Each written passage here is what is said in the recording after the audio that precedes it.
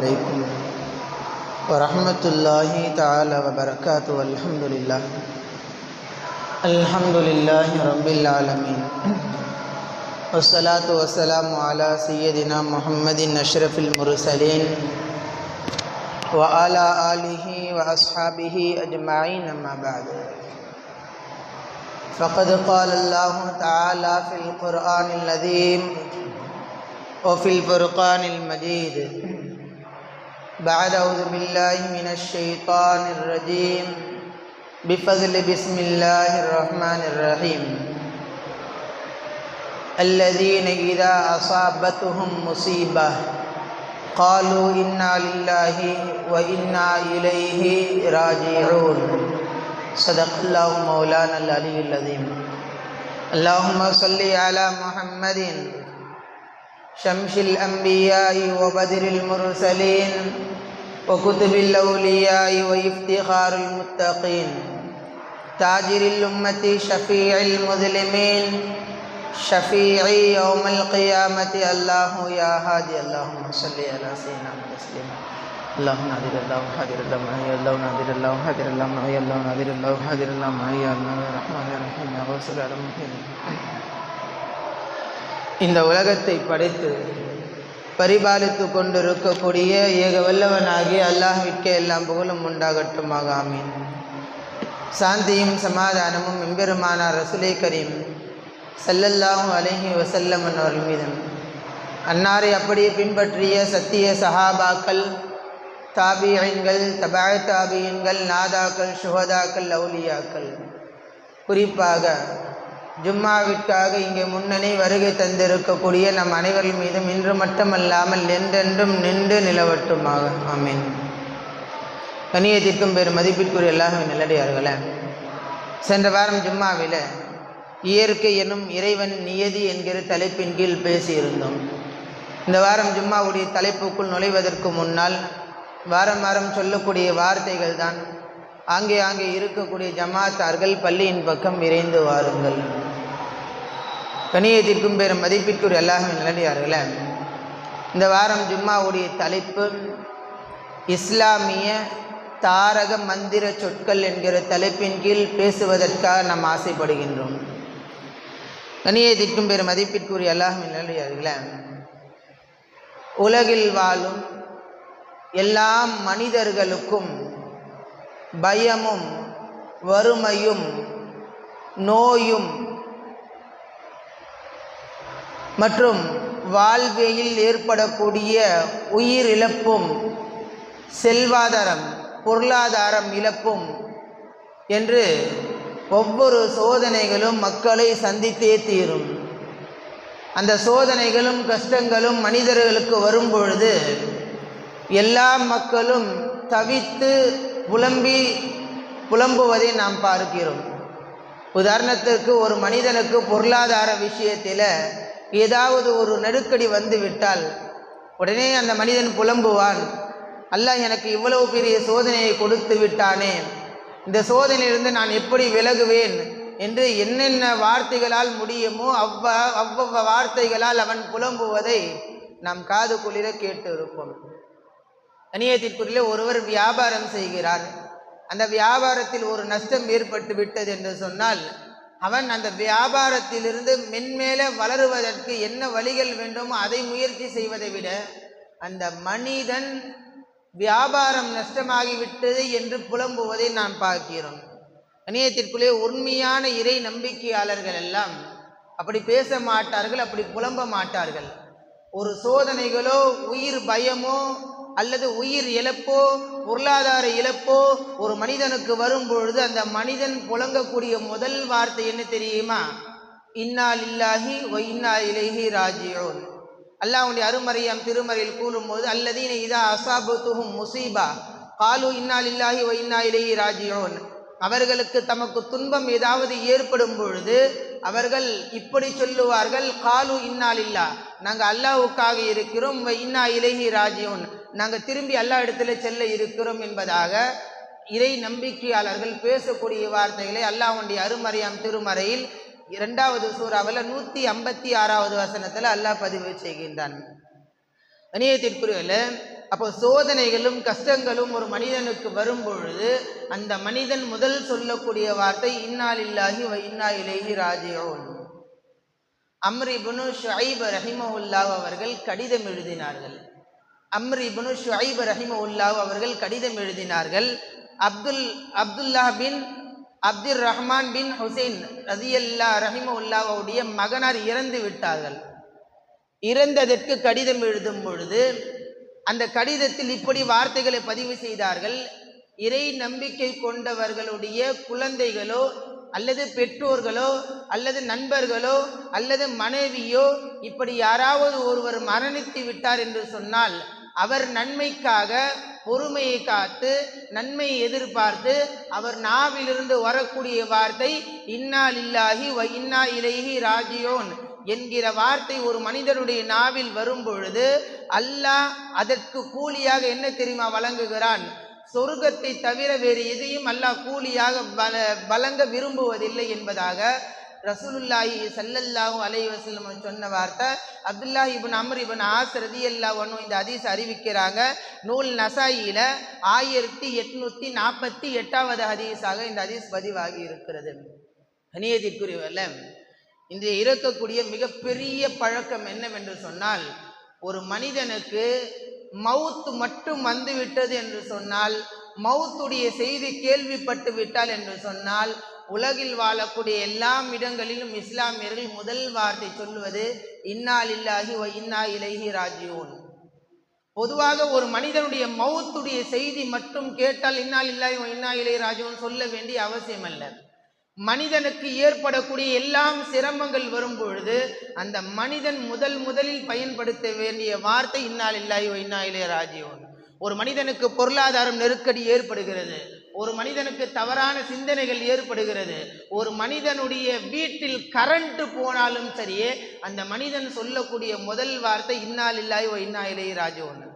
ஆனால் இன்னைக்கு மக்கள் எப்படி விளங்கி இருக்கிறாங்க அப்படின்னு சொன்னால், யாராவது மௌத்தா போயிட்டா தான் இன்னா லில்லாஹி வ இன்னா இலைஹி ராஜிஊன் சொல்லணும் அப்படின்ற ஒரு அழுத்தமான ஒரு உறுதியான ஒரு வார்த்தை மக்களுடைய உள்ளத்தில் பதிவாகிவிட்டது. கணியத்திற்குரியல அபூ சினான் ரஹிமஹுல்லாஹ் அவர்களுடைய மகனார் மௌத்தா போயிட்டாரு. அபூ சினான் ரஹிமஹுல்லாஹ்வுடைய மகனார் வஃபாத் ஆகிவிட்டார். வஃபாத் ஆனதற்கு பின்னால் கபரை தோண்டி அந்த கபரில் தன்னுடைய மகனை உள்ளே வைத்து விட்டு அபூ சினான் ரஹிமஹுல்லாஹ் அவர்கள் கவலையோடு நின்று கொண்டிருக்கும் பொழுது அபூ தல்ஹா அல் ஹவ்லானி ரஹிமஹுல்லாஹ் அவர் கைகளை பிடித்து தூக்கினார்கள், கரங்களை பிடித்து மேலே தூக்கினார்கள். தூக்கி விட்டு இப்படி அந்த கபரை மன்னரை விட்டு அகற்றி விட்டு சொன்னார்கள், நான் உங்களுக்கு ஒரு நல்ல விஷயத்தை ஒன்று சொல்லட்டுமா, ஒரு நல்ல செய்தியை உங்களுக்கு நான் ஒன்று சொல்லட்டுமா என்று கேட்கும் பொழுது அப்போ அபூ சினான் ரஹிமஹுல்லாஹ் சொல்றாங்க, சொல்லுங்க என்ன விஷயம். அப்போ அபூ தல்ஹா அல் ஹவ்லானி ரஹிமஹுல்லாஹ் சொன்ன வார்த்தை என்ன தெரியுமா? ஒரு அடியானுடைய குழந்தை மரணித்து விட்டால், இறை நம்பிக்கை கொண்ட ஈமான் கொண்ட இஸ்லாம் கொண்ட ஒரு மனிதனுடைய குழந்தை மரணித்து விட்டால் அந்த சமயத்தில் அல்லாஹ் உயிர் பறிக்கக்கூடிய மலக்குமார்களை கூப்பிட்டு அழைக்கிறான். யா மலக்குல் மௌத், மலக்குல் மௌத்தே, உயிர் கைப்பற்றக்கூடிய மலக்கை வாருங்கள் என்று அல்லாஹ் அழைக்கிறான். கபல்து வலத அபுதி, என்னுடைய அடியானுடைய மகனுடைய உயிரை கைப்பற்றினீர்களா என்று கேட்கப்படுகிறது. ஆம் என்று பதில் சொல்லுவார்கள். மீண்டும் அல்லாஹ் கேட்கிறான், என் அடியானுடைய கண் குளிர்ச்சியாக இருந்த இதய கனியாக இருந்த அந்த குழந்தையுடைய உயிரை கைப்பற்றினீர்களா என்று கேட்பான் அல்லாஹ். அப்போ மலக்குமார்கள் ஆமீன்ற வார்த்தையை ஆம் என்று சொல்லுவார்கள். சொல்லி முடித்த உடனேயே அந்த இடத்துல அல்லாஹ் கேட்பான், என்னுடைய அடியானுடைய குழந்தையுடைய உயிரை கைப்பற்றும் பொழுது என் அடியான் என்ன செய்து கொண்டிருந்தான்? அப்போ மலக்குமார்கள் சொல்லுவாங்க, யா அல்லாஹ், அந்த குழந்தையுடைய உயிரை கைப்பற்றின உடனே அந்த அடியான் என்ன பண்ண தெரியுமா? பொறுமையை காத்து நன்மையை எதிர்பார்த்து அவன் உன்னை புகழ்ந்து கொண்டிருந்தான். என்னை புகழ்ந்தானா? என்ன புகழ்ந்தான்? இன்னா லில்லாஹி வ இன்னா இலைஹி ராஜிஊன், நாங்கள் அல்லாஹ்வுக்காகவே இருக்கிறோம், அல்லாஹ்விடத்திலே திரும்பி செல்வோம் என்கிற வார்த்தையை சொல்லி உன்னை புகழ்ந்து கொண்டிருந்தார்கள் என்று சொல்லும் பொழுது அப்போ மலக்குமார்களிடத்தில் அல்லாஹ் சொல்லுவான், அப்படி என்றால் என்னுடைய அடியானுடைய பாவத்தை மன்னித்து விடுங்கள், எல்லா பாவத்தையும் நான் மன்னிச்சிடுறேன், என்னுடைய அடியானுக்காக சுவனத்தில் ஒரு மாளிகை கட்டுங்கள், அந்த மாளிகை கட்டி முடித்து சம்மூஹு பைத்தல் ஹம்து, அந்த மாளிகைக்கு புகழ் மாளிகை என்று பெயரை வையுங்கள். யார் ஒருவன் பொறுமையாக இருந்து சிரமங்கள் வரும் பொழுது, கஷ்டங்கள் வரும் பொழுது, மரணங்கள் வரும் பொழுது, பிற உயிர் பாதிப்புகள் ஏற்படும் பொழுது, அந்த மனிதன் பொறுமையாக இருக்கும் பொழுது, அந்த சமயத்தில் இன்னா லில்லாஹி வ இன்னா இலைஹி ராஜிஊன் என்று ஓதும் பொழுது அல்லாஹ் அவர்களுக்கு சொர்க்கத்தை தவிர வேறு கூலியை தருவதில்லை என்பதாக ஹதரத் அபு மூசா ரலியல்லாஹு அன்ஹு இந்த ஹதீஸ் அறிவிக்கிறாங்க. நூல் முஸ்னத் அஹ்மது, இப்னு கஸீர் 2 நூலில் இந்த ஹதீஸ் பதிவாகி இருக்கிறது. இப்போ கண்ணியத்திற்குரியவர்களே, பெரும் பெரும் சிரமங்கள் வரும் பொழுது மட்டும்தான் இன்னா லில்லாஹி வ இன்னா இலைஹி ராஜிஊன் ஓத வேண்டும் என்கிற கோட்பாடு எண்ணமே தவறான எண்ணம். இப்போ ஊரில் ஒருத்தர் மௌத்தா போயிட்டார் அப்படின்னு சொன்னால் உடனே மைக்கை தட்டி இன்னா லில்லாஹி, மைக்கை தட்டி அஸ்ஸலாமு அலைக்கும் சொன்னாலே பிற மக்கள் பயந்து விடுறாங்க, இன்னைக்கு யார் மௌத்து தெரியலையே என்று. இந்த இன்னா லில்லாஹி வ இன்னா இலைஹி ராஜிஊன் மௌத்துக்காக மட்டும் ஓத வேண்டியது அல்ல. ஒரு மனிதனுக்கு ஏற்படக்கூடிய சிரமங்களும் கஷ்டங்களும் வரும் பொழுது அவன் இன்னா லில்லாஹி வ இன்னா இலைஹி ராஜிஊன் என்று ஓத வேண்டும் என்கிற வார்த்தை தான் அல்லாஹ் குர்ஆன்ல பதிவு செய்கிறாங்க. இப்போ கரண்ட்டு போன ஒன்று கூட நம்ம என்ன ஓதிருக்கணும், மனசுக்குள்ளே இன்னா லில்லாஹி வ இன்னா இலைஹி ராஜிஊன் தான் ஓதிருக்கணும். நபி ஸல்லல்லாஹு அலைஹி வஸல்லம் காலத்தில் ரசூலுல்லாஹ் வீட்டுக்குள்ளே அமர்ந்துக்கிட்டு இருக்காங்க, விளக்கு அணைஞ்சிருச்சு. விளக்கு அணைந்த உடனே ரசூலுல்லாஹி ஸல்லல்லாஹு அலைஹி வஸல்லம் இன்னா லில்லாஹி வ இன்னா இலைஹி ராஜிஊன் சொல்கிறாங்க. சொல்லி முடித்த உடனே பக்கத்தில் இருந்தவங்க கேட்குறாங்க, முசீபத்துன் ஹிய, இது கூட ஒரு சோதனையா அப்படின்னு சொல்லி கேட்குறாங்க. அப்போ ரசூலுல்லாஹி ஸல்லல்லாஹு அலைஹி வஸல்லம் சொல்கிறாங்க, இறை நம்பிக்கை கொண்டவர்களுக்கு வரக்கூடிய வருத்தங்கள் கஷ்டங்கள் எல்லாமே, நோவினை தரக்கூடிய எல்லாமே சோதனை போன்றுதான் என்று ரசூலுல்லாஹி ஸல்லல்லாஹு அலைஹி வஸல்லம் சொன்னதாக தஃப்சீர் ராஸியில இந்த வரலாற்றை பதிவு செய்கிறாங்க. மனிதத்திற்குள்ள இதிலிருந்து நாம் விளங்கி கொள்ளக்கூடிய ஒன்று என்னவென்று சொன்னால், இந்த இன்னா லில்லாஹி வ இன்னா இலைஹி ராஜிஊன் என்கிற வார்த்தையை புழங்குவது எல்லாம் சிரமங்களுக்கும் ஓத வேண்டிய வார்த்தைகள். வெறும் மௌத்துக்கு மட்டும்தான் இந்த வார்த்தைகளை சொல்லுவதற்கு மார்க்க நம்ம நினைப்பது மிகப்பெரிய ஒரு குருட்டுத்தனமான ஒரு வார்த்தை எண்ணமாக இருக்கிறது. கண்ணியத்திற்குரியவர்களே, ஒருவனுக்கு சிரமங்கள் வரும்பொழுது அவன் ஓத வேண்டும். ஒருத்தனுக்கு பொருளாதாரம் நெருக்கடி வரும்போது ஓத வேண்டும். உயிர் இழந்த செய்திகள் கேட்கும் பொழுது அவன் இன்னா லில்லாஹி வ இன்னா இலைஹி ராஜிஊன் ஓத வேண்டும். துக்கமான செய்திகள் வரும்பொழுது அவன் இன்னா லில்லாஹி வ இன்னா இலைஹி ராஜிஊன் ஓதும் பொழுது அல்லாஹ் அந்த சிரமத்திலிருந்து அவனை பாதுகாப்பான் என்பதில் எவ்வித சந்தேகமும் இல்லை. கண்ணியத்திற்குரியவர்களே, சயீத் இப்னு முஸையிப் ரலியல்லாஹு அன்ஹு சொல்லுவாங்க, இப்படி நான் உமர் ரலியல்லாஹு அன்ஹு அவங்களோடு சென்று கொண்டிருந்தேன். ஜனாதிபதி உமர் ரலியல்லாஹு அன்ஹு அவர்களோடு சென்று கொண்டிருந்தேன். அப்போ ஜனாதிபதியுடைய செப்பலுடைய நடுவாறு இருக்கு இல்லையா, அந்த நடுவாறு அருந்து விட்டது. அருந்த உடனேயே அப்போ உமர் ரலியல்லாஹு அன்ஹு என்ன செய்கிறாங்கன்னா, இன்னா லில்லாஹி வ இன்னா இலைஹி ராஜிஊன் என்கிற வார்த்தையை சொல்கிறாங்க.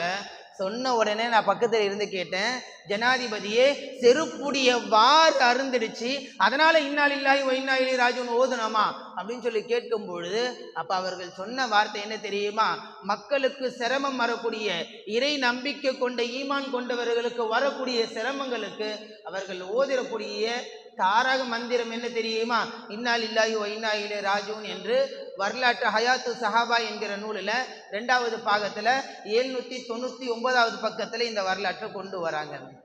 அநேகத்திற்குள்ள மார்க்க அறிஞர்லாம் இப்படி பதிவு செய்வாங்க, உங்களுடைய பொருள் ஒன்று காணாமல் போயிடுச்சுன்னா அப்போ நீங்கள் இன்னா லில்லாஹி வ இன்னா இலைஹி ராஜிஊன் ஓதுங்க.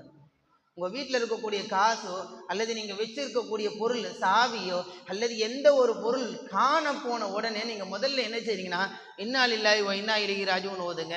இந்த வார்த்தையின் காரணமாக அல்லாஹ் அந்த பொருளை உங்களுக்கு கொடுப்பான்.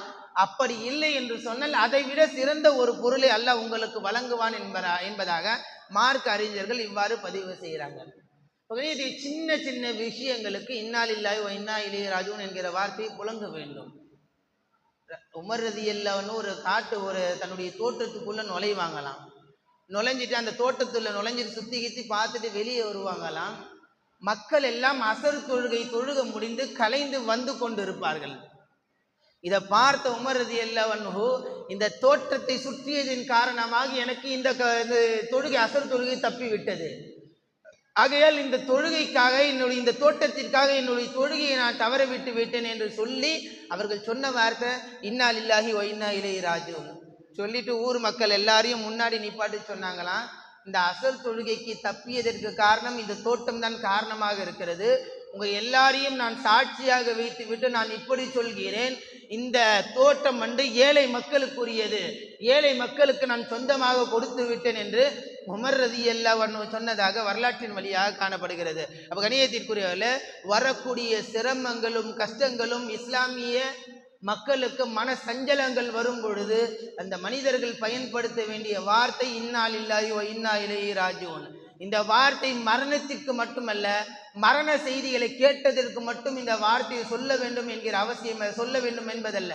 இந்த வார்த்தை சிரமங்கள் என்ன சிரமங்கள் வரும்போது சரி, அந்த மனிதர் புலங்கக்கூடிய வார்த்தை இன்னா லில்லாஹி வ இன்னா இலைஹி ராஜிஊன். மனசு ரொம்ப கஷ்டப்படும் பொழுது, பொருட்கள் காணும் பொழுது, அல்ல துக்கமான செய்திகள் வந்த பொழுது, அல்ல துக்கமான செய்திகளை கேட்ட பொழுது, வீட்டில் வரக்கூடிய பிரச்சனைகள், இது எந்த சம்பந்தமாக வரும் பொழுது ஒரு மனிதன் இன்னா லில்லாஹி வ இன்னா இலைஹி ராஜிஊன் ஓதும் பொழுது அதன் பொருட்டால, அந்த வார்த்தையின் பொருட்டால அல்லாஹ் கண்டிப்பா அந்த சிரமத்திலிருந்து விலக வைப்பான். கண்ணியத்திற்கும் பெரும் மதிப்பிற்குரிய அல்லாஹ்வின் நல்லடியார்களே, இந்த சிரமங்கள் வரும் பொழுது இந்த வார்த்தைகளை, மந்திர சொற்களை புழங்கி அந்த சிரமங்களிலிருந்து வெல்லக்கூடிய நன்னசீபை அல்லாஹ் நம் அனைவருக்கும் அருள் வளமாக தந்தருள் புரிவானாக.